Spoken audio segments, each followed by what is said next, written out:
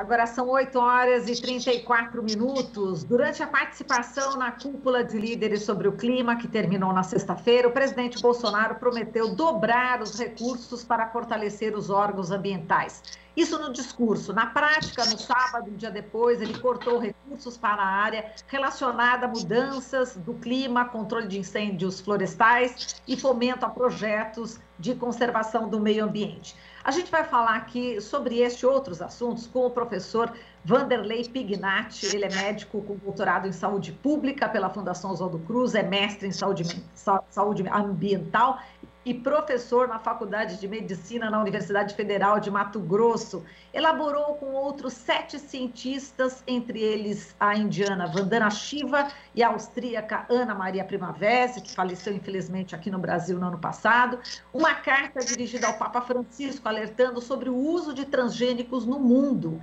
Portanto, um renomado pesquisador que eu tive a honra de conhecer, ele participou da nossa série de reportagens intitulada Envenenados, que veiculamos aqui pela Rádio Brasil Atual há alguns anos. Bom dia, professor Vanderlei Pignatti. Muito prazer em recebê-lo.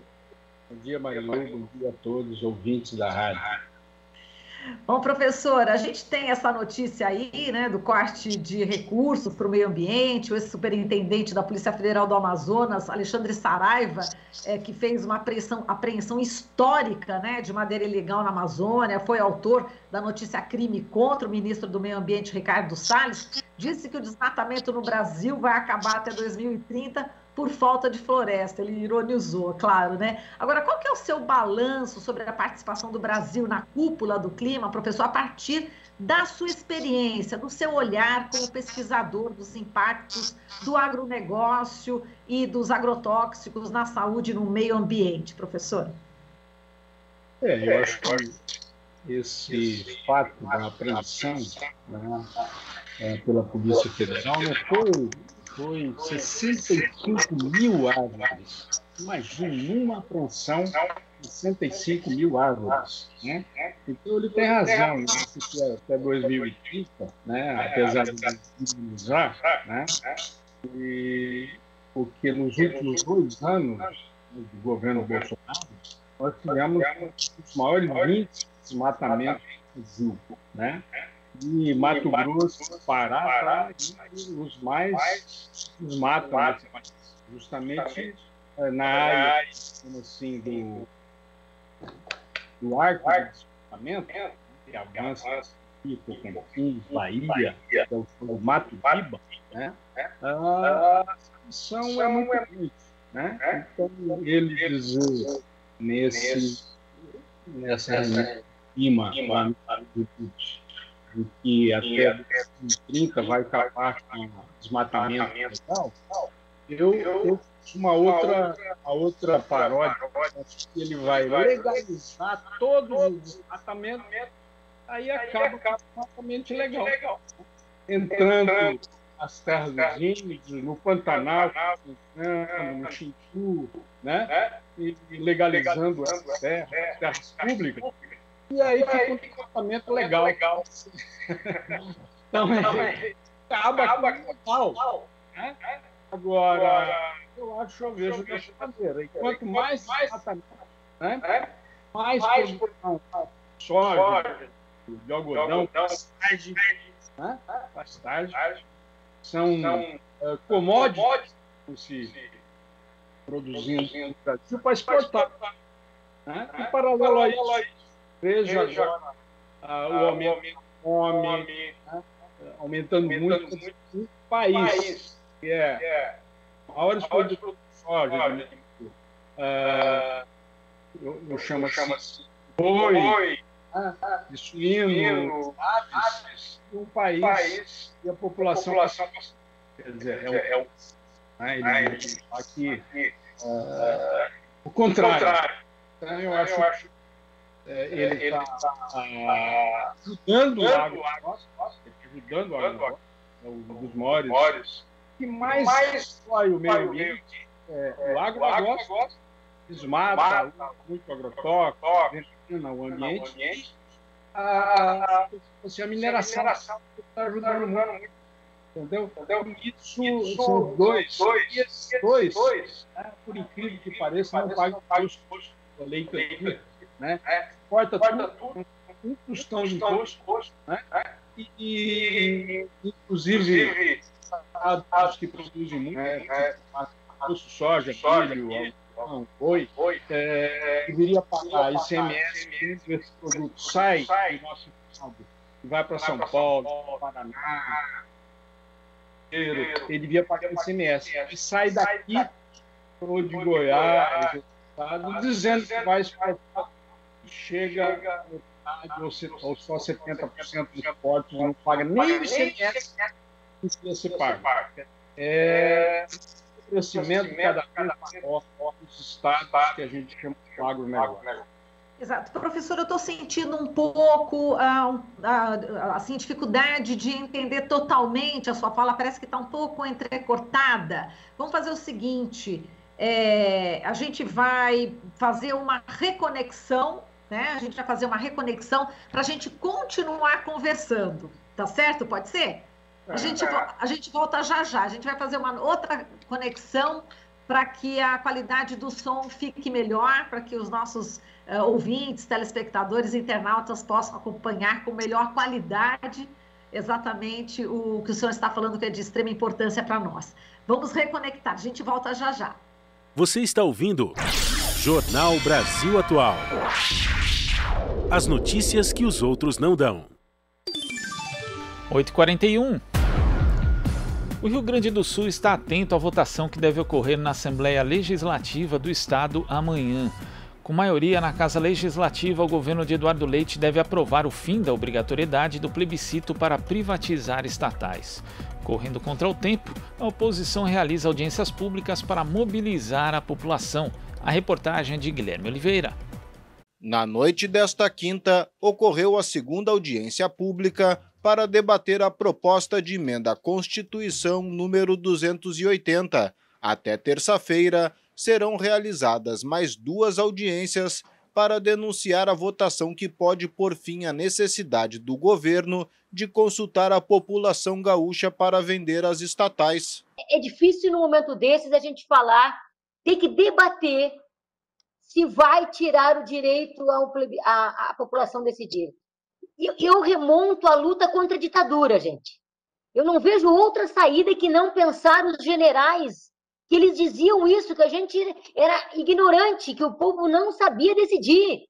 O Eduardo Leite, o governador engomado, está dizendo isso para a população gaúcha. Além disso, é preciso dizer que o único interesse que rege essa decisão do governo é o interesse privado, é o interesse de fazer negócio, porque a venda das empresas públicas significa dar ao capital mais espaço para a sua expansão.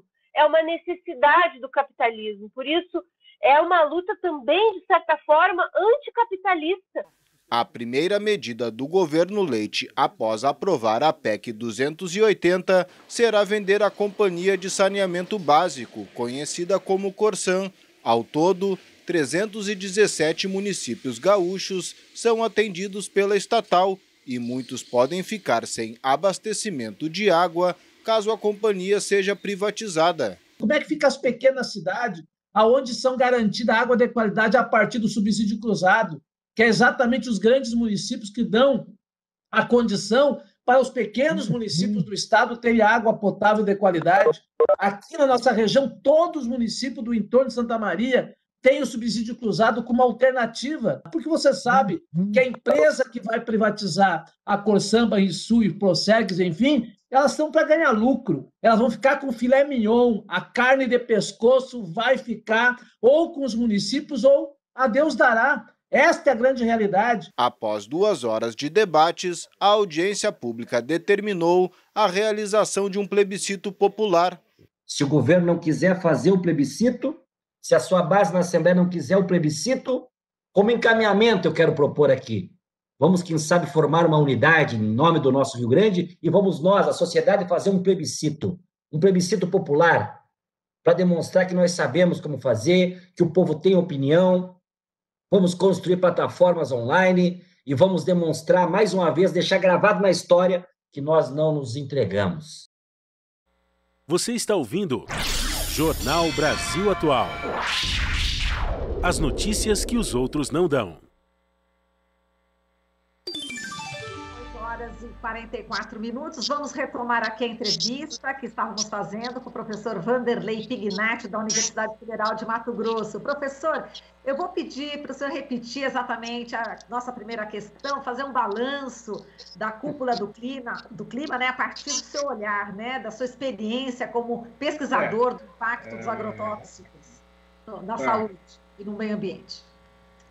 Então, a conversa do Bolsonaro sobre a reunião do clima nos Estados Unidos, né, esses dias atrás, né, ele prometendo acabar com o desmatamento até 2030, eu acho que é ao contrário, né, porque só uma carga que foi denunciada pela Polícia Federal do Amazonas, né, tinha 65 mil árvores. E o ministro Salles tentando encobrir e tentando legalizar isso, né? Então, em relação ao desmatamento ilegal, que vai acabar até 2030, eu acho que ele vai legalizar o desmatamento, né? Indo nas terras indígenas, nas terras públicas, né? No Pantanal, que está aumentando, né? Então, acaba o desmatamento ilegal, porque ele vai legalizar o desmatamento, eu penso dessa maneira, né? E o grande desmatamento que está acontecendo, que Mato Grosso e o Pará são os campeões do Brasil, é na região que a gente chama do Mato Grosso. Então, Mato Grosso, Maranhão, Pará, Bahia, Tocantins, Piauí, né? O desmatamento está muito intenso. E aqui também está muito intenso. E essa intensidade é para a produção de quê? De soja, de milho, de algodão, de pastagem para a produção de gado, né? E isso e os cereais para fazer ração para suíno e aves, né, para exportar. São commodities de exportação, né? E eu vejo assim que só deixa aqui o prejuízo, o desmatamento, a destruição, a intoxicação com agrotóxico na água, no ar e nos nossos rios, né? E mais ainda, não paga nenhum imposto para exportação, que é a Lei Candir, que exonera de exportação, não paga nada. E ainda os estados em que produz muito, como Mato Grosso, Goiás, Mato Grosso do Sul, uma boa parte do imposto, que é o ICMS, que devia se pagar quando esse produto sai daqui do Mato Grosso e vai abastecer São Paulo, ou Paraná, o Rio de Janeiro, outros estados que não produzem soja, nem milho, nem algodão, ele sai como fosse exportar e metade ou 30% fica no meio do caminho. Quer dizer, é uma grande corrupção, né? E até do ICMS, não só a Lei Candir, o ICMS, isso que é mais triste. E os grandes estados do agronegócio, que só vivem do agronegócio, como Mato Grosso, os municípios estão numa miséria, né? Vide agora com a questão da Covid, né? Muita fome. Quer dizer, um país, um dos maiores produtores de soja, de milho, de algodão, de boi, né, de frango, de arroz, de feijão, exportando arroz, feijão, e a população morrendo de fome, muita fome, aumentando a desnutrição no nosso país. Isso é muito triste. E ver um presidente falar nessa reunião do clima que vai acabar com o desmatamento, e falando mais ainda, falando que nossa agricultura é sustentável. Sustentável aonde? Se usou o ano passado 1 bilhão de quilos, 1 bi, quer dizer, 1 milhão de toneladas ou 1 bilhão de quilos de agrotóxicos nas nossas lavouras, né? Isso dando o que a gente chama assim uma exposição, né? Uma exposição no ar, na água, na chuva, nos alimentos, de 7 quilos ou 7 litros de agrotóxicos por habitante. Quer dizer, é o país que mais consome agrotóxicos no mundo, é o Brasil. Quer dizer, e isso vai parar aonde? Na água, no ar, na chuva, no leite materno, nos nossos alimentos, nos nossos animais, né? E vai dar uma série de doenças, né? E a gente tem vários trabalhos, tanto nosso aqui do nosso Núcleo de Estudos Ambientais e Saúde do Trabalhador da UFMT, como da professora Larissa Bombardi, da USP, né? colocando a seguinte questão: onde mais tem intoxicação aguda nos municípios, pega o estado do Mato Grosso nos municípios, ou o estado de São Paulo, onde mais tem intoxicação aguda, câncer infanto-juvenil, esse que é o problema, câncer infanto-juvenil subindo muito, né? E malformação é justamente onde mais se produz soja, milho, algodão, cana, né? Onde mais se usa agrotóxico, e ele está realmente adoecendo a nossa população brasileira. Isso, a gente fez esses mapas, né? Apresentamos numa grande há 2 anos atrás aí em São Paulo, na Faculdade de Saúde Pública, apresentamos esses estudos, apresentamos em Mato Grosso do Sul, em Goiás, aqui no Mato Grosso, várias, né? E está aí, quem quiser ver, está numa revista que é Ciência e Saúde Coletiva, de 2017, onde a gente coloca todos esses dados do mal que está fazendo o agronegócio. Que agronegócio sustentável é esse? A nossa água é bastante contaminada, e vide o Ciságua, né? Dos 5.400 municípios que tem no Brasil, 1.500 fazem análise da água, a água potável para beber, né? E esse 1/3 agrotóxico abaixo do permitido, né? Abaixo do permitido. Quer dizer, tem agrotóxico permitido? Tem. Ó, que absurdo. 1/3 está acima, apenas 1/3 não tem agrotóxico. E esse permitido ainda é muito duvidoso não, é muito diferente da União Europeia. Por exemplo, na nossa legislação, um litro de água pode ter até 500 microgramas de glifosato. Na União Europeia é 0,1. 0,1. E lá você pode ter, no máximo, 5 agrotóxicos na água, com esse limite bem diferente, né? E no Brasil a gente pode ter 27 tipos de agrotóxicos na água que a gente está bebendo. E ainda o Ministério coloca como água potável, né? Se tiver 499 microgramas de glifosato, ela é potável. Só que na União Europeia é 0,1. O 2,4-D é a mesma coisa, que usa muito, né? Aqui é 30, lá na União Europeia é 0,1. Quer dizer, e vai assim. Que agricultura sustentável é esse? Que contamina a nossa água, a água que eu estou bebendo, né? E água é vida. 70% do nosso corpo é feito de água. Estou falando de 70%. E se a água está contaminada, é uma água doente, que a longo prazo ela vai nos adoecer, né? Dando malformação, câncer, as intoxicações agudas, dando doenças neurológicas, né? Que é Parkinson, que é uma discussão que a gente quer fazer agora em relação ao paraquat, que dá Parkinson, né? Dá câncer. Inclusive o glifosato está classificado pela Organização Mundial da Saúde e o IARC, que é o Instituto do Câncer, da OMS, em 2015 classificou o glifosato como provável cancerígeno, porque ele causa câncer em 4 mamíferos, no cão, no coelho, no rato, no camundongo. Nós somos o quê? Mamíferos. Ele causa o glifosato, ele causa uma série de desregulação endócrina, causa uma série de mutação genética, e nós somos mamíferos.